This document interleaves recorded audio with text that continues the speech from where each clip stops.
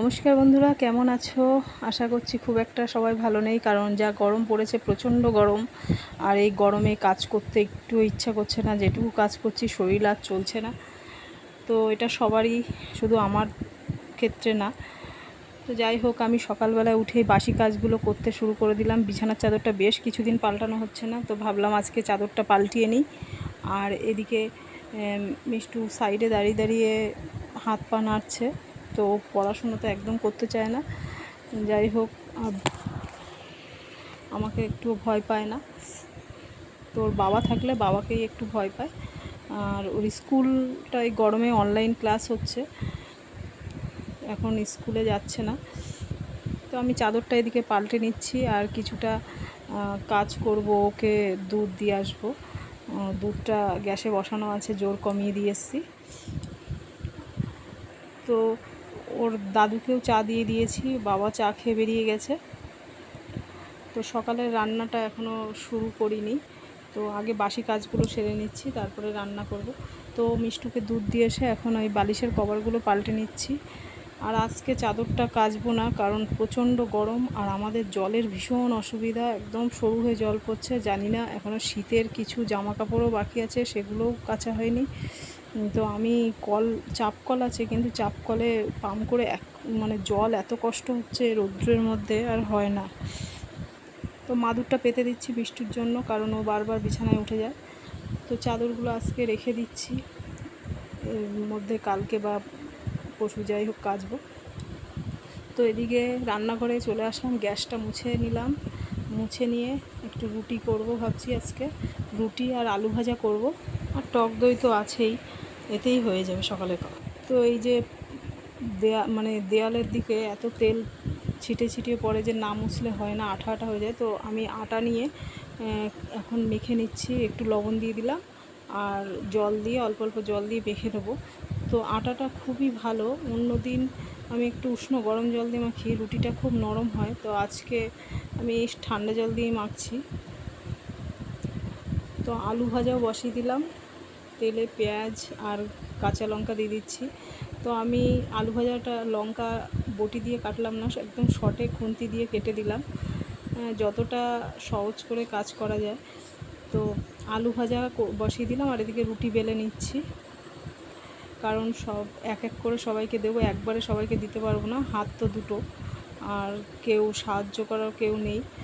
তো দেখো, রুটিটা আমি আগে বেলতে পারতাম না, এখন যাই হোক আগের থেকে একটু পারি, মোটামুটি যেটুকু পারি কাজ চলে যায়। তো সবাইকে খেতে দিয়ে দিলাম, আর এবার আমি নিয়ে খাবো, তো সেই জন্য একটা রুটি করে নিচ্ছি। তো সকালের খাওয়ার পর্ব শেষ হয়ে গেল। আর এদিকে মিষ্টুর বাবা বাটা মাছ নিয়ে এসছে আজকে।